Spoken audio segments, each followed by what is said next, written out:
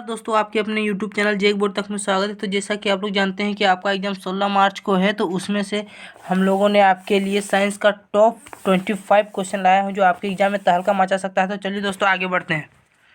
चलिए पहला क्वेश्चन की ओर ध्यान देते हैं। तो पहला क्वेश्चन क्या है? कोशिकाओं का वह समूह जिसकी रचना, उद्गम तथा कार्य समान हो उसे क्या कहते हैं? तो इसका राइट आंसर हो जाएगा आपका ऑप्शन नंबर सी, उत्तक। ठीक है, इसका राइट आंसर हो जाएगा ऑप्शन नंबर सी, उत्तक। तो इसका राइट आंसर हो जाएगा आपका ऑप्शन नंबर सी, उत्तक। ठीक है, इसका राइट आंसर हो जाएगा आपका ऑप्शन नंबर सी, उत्तक। तो चलिए अगले क्वेश्चन की ओर ध्यान देते हैं।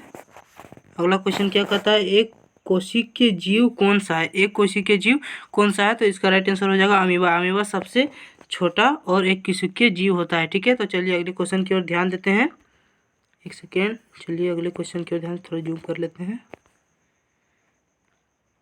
चलिए, तो तीसरा क्वेश्चन क्या कहता है? तीसरा क्वेश्चन कहता है कि सजीव के शरीर की संरचनात्मक एवं क्रियात्मक इकाई क्या है? सजीव की शरीर की संरचनात्मक एवं क्रियात्मक इकाई क्या है? तो इसका राइट आंसर हो जाएगा आपका ऑप्शन नंबर ए, कोशिका। ठीक है, इसका राइट आंसर हो जाएगा आपका ऑप्शन नंबर ए, कोशिका। चौथा क्वेश्चन की ओर ध्यान देते हैं। चौथा क्वेश्चन क्या कहता है? निम्न में से अधातु कौन सी है? निम्न में से अधातु कौन सी है? तो इसका राइट आंसर हो जाएगा आपका ऑप्शन नंबर डी, इनमें से सभी। ठीक है, इसका राइट आंसर हो जाएगा आपका option number C, option number D, इनमें से सभी। ठीक है, चलिए पांचवा क्वेश्चन की ओर ध्यान देते हैं। पांचवा क्वेश्चन क्या कहता है? पांचवा क्वेश्चन कहता है निम्न में से धातुओं का उपयोग कहाँ किया जाता है? निम्न में से धातुओं का उपयोग कहाँ किया जाता है? तो ऑप्शन नंबर ए है पटाखों में, उर्वरक में, खाना बनाने के बर्तन में, डी इनमें से सभी। तो इसका राइट आंसर हो जाएगा आपका ऑप्शन नंबर डी, इनमें से सभी। और ये आप देख लीजिएगा कि 90% ऑप्शन जिसमें इनमें से सभी रहता है वही सही होता है। ठीक है, तो जिस क्वेश्चन में आपको डाउट हो, जिसमें आप नहीं समझ में आते हो, अगर उसमें अगर दिया हो इनमें से सभी, तो उनमें से आप इनमें सभी मार सकते हैं। ठीक है, चलिए अगले क्वेश्चन की ओर ध्यान देते हैं। छठा क्वेश्चन में, छठा क्वेश्चन क्या कहता है? कौन सी एकमात्र धातु है जो विद्युत की सुचालक है? कौन सी एकमात्र धातु है जो विद्युत की सुचालक है? तो इसका राइट आंसर हो जाएगा आपका ऑप्शन नंबर सी, ग्रेफाइट। ठीक है, इसका उपयोग पेंसिल में भी किया जाता है। ठीक है ना। चलिए अगले क्वेश्चन की ओर ध्यान देते हैं। Question number 7। ठीक है, चलिए अगले आगे बढ़ते हैं। तो क्वेश्चन नंबर 7 क्या कहता है? सूक्ष्म जीव की वृद्धि को रोकने के लिए किसका उपयोग किया जाता है? तो सूक्ष्म जीव की वृद्धि को रोकने के लिए किसका उपयोग किया जाता है? तो इसका राइट आंसर हो जाएगा आपका ऑप्शन नंबर डी, इनमें से सभी। ठीक है, नमक का भी किया जाता है, खाद्य तेल का भी किया जाता है, चीनी का भी किया जाता है।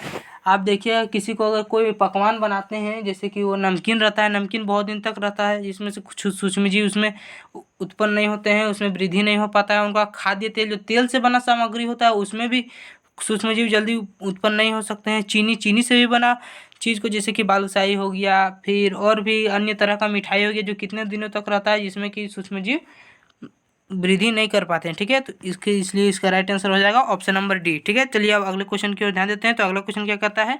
लेग्यूम पौधे की जड़ों में कौन सा जीवाणु उपस्थित होता है? लेग्यूम पौधे की जड़ों में कौन सा जीवाणु उपस्थित होता है? तो इसका राइट आंसर हो जाएगा राइजोबियम। ठीक है, राइजोबियम क्या करता है? राइजोबियम इस लेग्यूम पौधे की जड़ों में रह करके नाइट्रोजन का स्थिरीकरण करता है। ठीक है, नाइट्रोजन का स्थिरीकरण करता है। तो चलिए अगले क्वेश्चन की ओर ध्यान देते हैं। अगला क्वेश्चन क्या कहता है? 9वां नंबर का देखते हैं। भिंडी की चलिए अगले क्वेश्चन की ओर ध्यान देते हैं। भिंडी की पीत किस सूक्ष्म जीव से होता है? किस सूक्ष्म जीव से होता है? तो इसका राइट आंसर हो जाएगा आपका ऑप्शन नंबर डी, विषाणु से होता है। ठीक है, इसका राइट आंसर हो जाएगा आपका ऑप्शन नंबर डी, विषाणु से होता है। चलिए अगले क्वेश्चन की ओर ध्यान देते हैं। 10वां नंबर क्या कहता है? विद्युत द्वारा किसी पदार्थ पर किसी वांछित धातु को निक्षेपित करने की प्रक्रिया क्या कहलाती है? यानी कि यह कह रहा है विद्युत द्वारा किसी पदार्थ पर किसी वांछित व धातु को निक्षेपित करने की प्रक्रिया क्या कहलाती है? तो इसका राइट आंसर हो जाएगा आपका ऑप्शन नंबर सी, विद्युत लेपन। किसी धातु में अगर आप किसी मतलब विद्युत द्वारा पेंट करते हैं या फिर उसे कुछ परत चढ़ाते हैं तो उसे विद्युत लेपन कहते हैं। ठीक है, विद्युत द्वारा उसे लिपा जाता है। ठीक है, चलिए अगले क्वेश्चन की ओर ध्यान देते हैं। 11 नंबर क्या कहता है?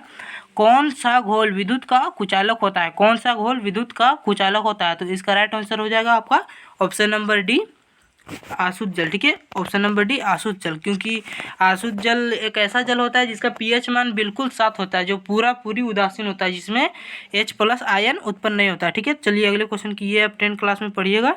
चलिए अगले क्वेश्चन की ओर ध्यान देते हैं। 12 नंबर क्या कहता है? तो 12 नंबर कहता है विद्युत अपघटन का क्या उपयोग है? विद्युत अपघटन का क्या उपयोग है? तो इसका राइट आंसर हो जाएगा ऑप्शन नंबर डी सभी। ठीक है, इसका राइट आंसर हो जाएगा ऑप्शन नंबर डी सभी। चलिए अब अगले क्वेश्चन की ओर ध्यान देते हैं। क्या कहता है अगला क्वेश्चन? 13 नंबर, निम्न में कौन जीवों के जनन की अलैंगिक विधि है? जीवों के जनन की अलैंगिक विधि है, तो इसका राइट आंसर हो जाएगा आपका ऑप्शन नंबर ए निषेचन। अलैंगिक विधि, हाँ, इसका राइट आंसर हो जाएगा आपका निषेचन। ठीक है, चलिए अगले क्वेश्चन की ओर ध्यान देते हैं। क्या कहता है? बाह्य निषेचन किसमें होता है? बाह्य निषेचन किसमें होता है? तो बाह्य निषेचन किसमें होता है? मेंढक में भी होता है, मछली में भी होता है, स्टारफिश में भी होता है, यानी कि इसका ऑप्शन नंबर डी सही हो जाएगा, इनमें से सभी। ठीक है, इनमें से सभी हो जाएगा। ठीक है, चलिए अगले क्वेश्चन की ओर ध्यान देते हैं। अगला क्वेश्चन क्या कहता है? निषेचन के परिणाम स्वरूप क्या बनता है? निषेचन के परिणाम स्वरूप क्या बनता है? तो इसका राइट आंसर हो जाएगा आपका ऑप्शन नंबर बी, युग्मनज बनता है। ठीक है, युग्मनज बनता है। आपने निषेचन का परिभाषा भी पढ़ा होगा, जब नर एवं मादा मिलते हैं और युग्मनज का निर्माण करते हैं तो उसे निषेचन कहते हैं। ठीक है, तो इसका राइट आंसर हो जाएगा आपका ऑप्शन नंबर बी, युग्मनज। चलिए अगले क्वेश्चन की ओर ध्यान देते हैं। अगला क्वेश्चन क्या कहता है? 16 नंबर का देखते हैं ना।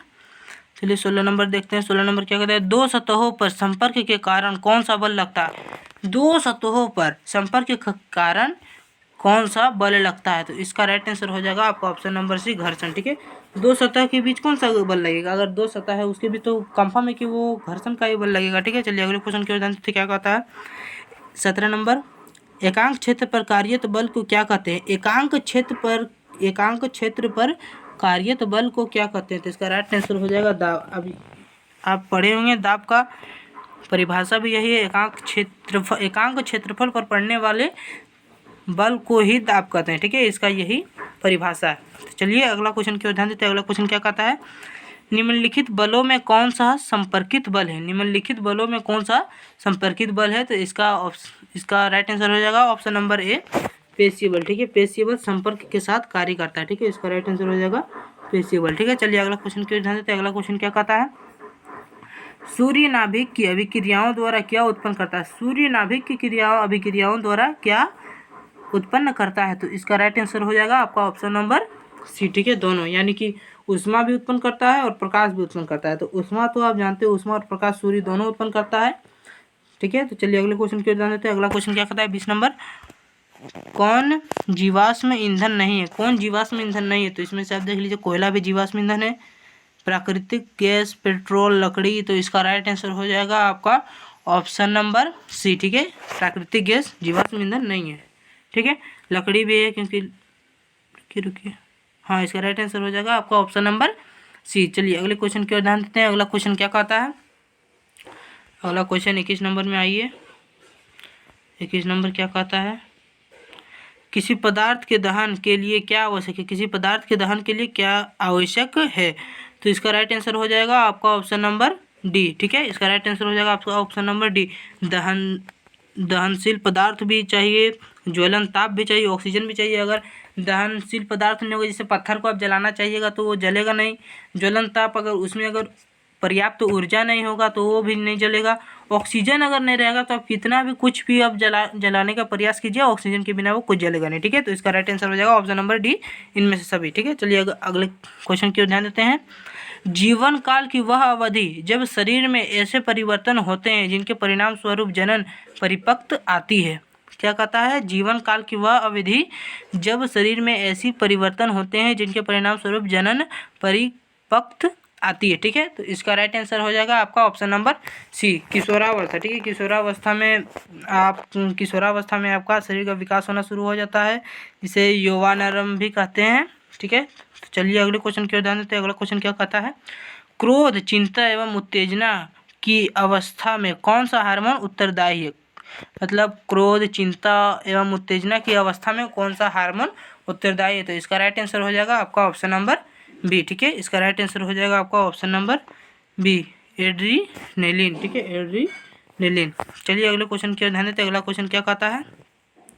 बच्चे के लिंग निर्धारण के लिए कौन उत्तरदायी है? बच्चे के लिंग निर्धारण के लिए कौन उत्तरदायी है?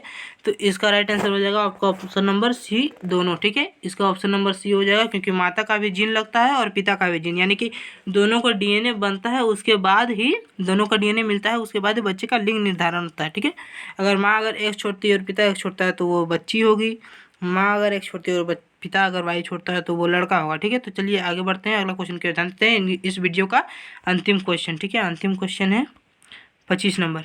चलिए देखते हैं 25 नंबर क्या कहता है।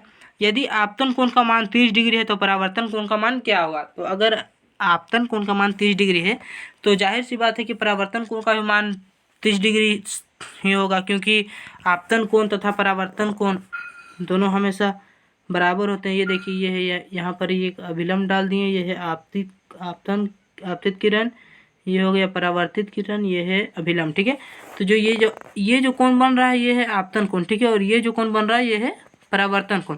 तो ये कोण ये कोण का जितना मान होगा ये कोण का भी उतना ही मान होगा। तो ये आप पढ़े होंगे दर्पण के नियम से, परावर्तन के नियम से आप पढ़े होंगे कि आपतन कोण तथा परावर्तन कोण दोनों हमेशा सदैव बराबर होते हैं। ठीक है, तो चलिए इसका राइट आंसर हो जाएगा आपका ऑप्शन नंबर सी, 30 डिग्री। तो आज का इस वीडियो में 25 क्वेश्चन बताया हूँ, अब इसका पार्ट 2 आता है, तो उस वीडियो में 25 क्वेश्चन और बताएंगे। ठीक है, तो इस तरह से हमारा 50 क्वेश्चन पूरा होता है।